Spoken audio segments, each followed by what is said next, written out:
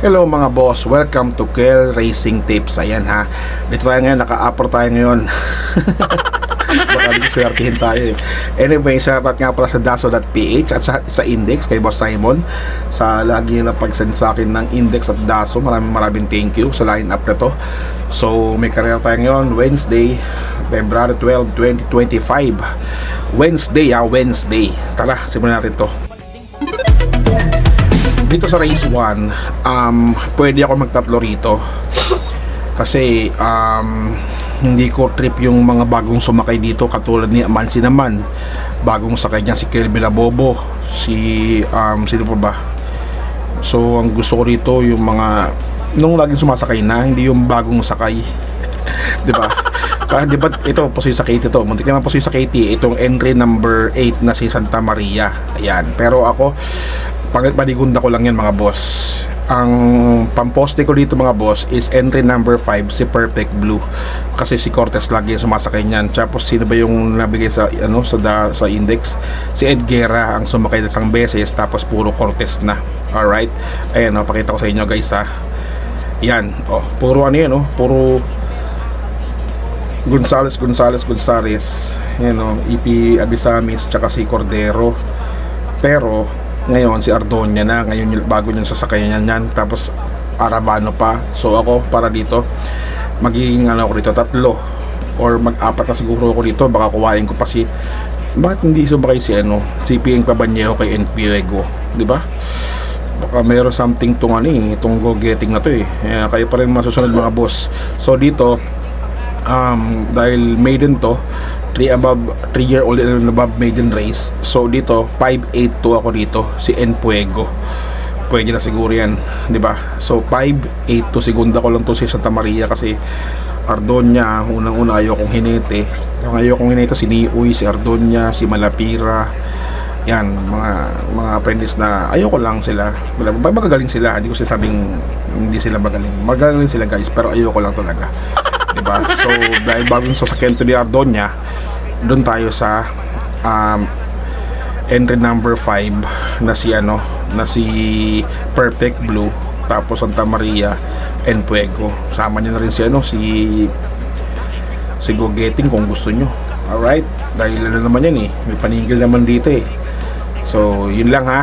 So ulitin ko, Perfect Blue, Santa Maria at si Enpuego. Alright, race 2 lang tayo mga boss, race 2. Dito sa race 2 meron tayong class 5 11 to 15 split. Ang pupusuhan ko rito tatlo. Sino tatlong yun? Yan, Rabano na naman, baka mag-Rabano to. Rainy Days. Tapos si entry number 4 na si Ari Munding. At yung dihado natin dito mga boss, si Tawi. Alright, so 641 tayo dyan mga boss. Rainy Days, Ari Munding at Tawi. Race 3 tayo mga boss. Dito sa race 3, class 4, mabigat tong laban na to, 20 to 27 split. Naku, muntik mapapusoy sa Dakota Elegance, kaso wala ako nyan. Grabe naman.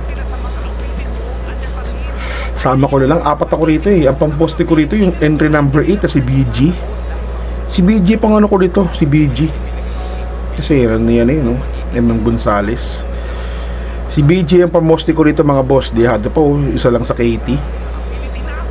Tapos segunda ko si entry number 5 Domsat 7. Tapos kukuhain ko na rin siguro si Dakota Elegance ng Ireland. Ayan, si King Flores ang hinete. Tapos entry number 3 na si Senyorita.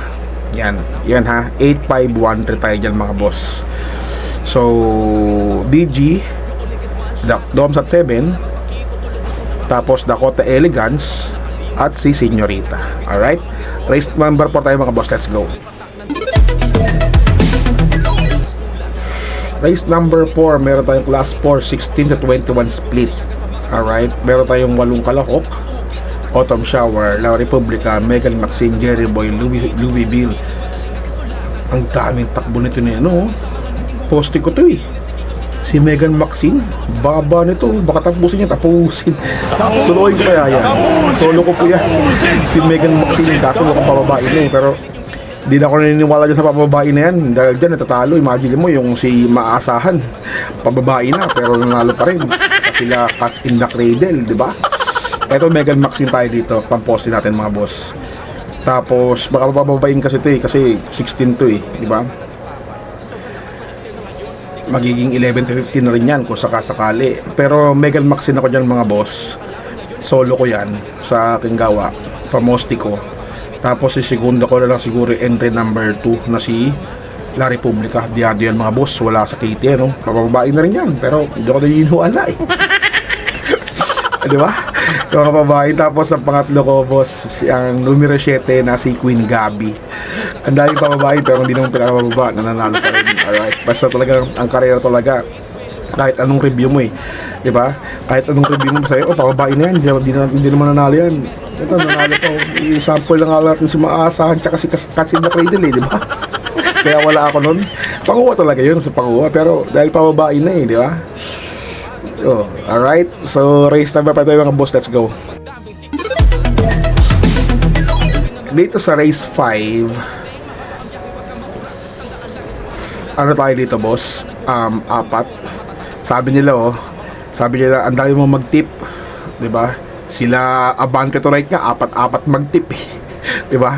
Dito kasi kaya ako apat usually. Kung sino yung uno kong binanggit talaga, yun yung pamposte natin. Pamposte, tandaan yun, pamposte ko. 'Di ba? Kasi yung iba kasi nagka-quartet na rin eh. Para hindi na magtanong sa akin, sir, yung quartet mo ganun, 'di ba? So dito ang poste ko dito mga boss. Ang poste ko rito, wala ako nito, entry number 5. Munting naman ko sa KT Freedom. Wala ako niyan mga boss. Dito ano ko eh, Jordan Guerra pala na ulit ako dito. Baka araw ni Guerra to ngayon. Dami niyang takbo na may panalo lahat diba?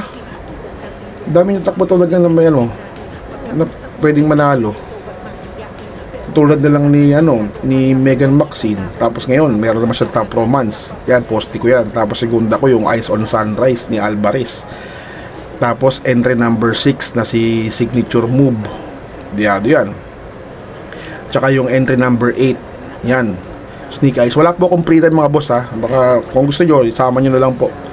Alright, so 1, 2, 6, 8 tayo boss, mga boss. 1, 2, 6, 8. Tara po na tayo sa race number 6.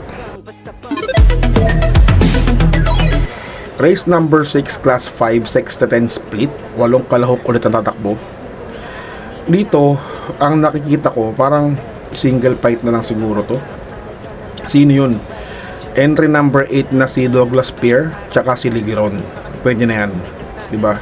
Wala akong October 14 muntik na mapusoy. Sama nyo kung gusto nyo. Pero dito, ako dito, Douglas Pierre, tsaka si Ligiron. Alright? So, last and final race ay mga boss, let's go. Dito sa last final race nyo, tatlo ko rito para tingnan to mga boss sino maputik mong pasoy? Yung 5 pangatlo ko lang yan. So dito, ko dito boss, ang poste ko rito mga boss, entry number 4 na si Batak After 7. Alright. Tapos segundo ko yung number 5 ay number 8 na si Petron. Jordan Guerra na naman yan mga boss. Tapos entry number 5 na si Tolongges daw. Extra addition. Ayan ha. So 4, 8, 5 ako rito. Batak After 7, Petron, tsaka extra addition Tolongges daw. Alright? So that's all about it. So wala na tayong shoutout mga boss kasi wala pa nagko-comment eh. So comment na lang ulit kayo para mabati. Teka lang, basahin ko baka mayroon silang comment dito. Tingnan natin ha. Pwede nagpa-comment.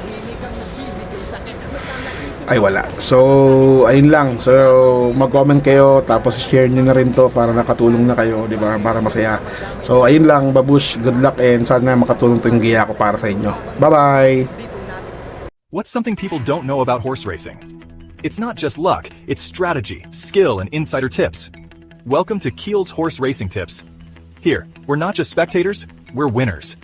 Whether you're a seasoned punter or a racing rookie, Keel's got you covered.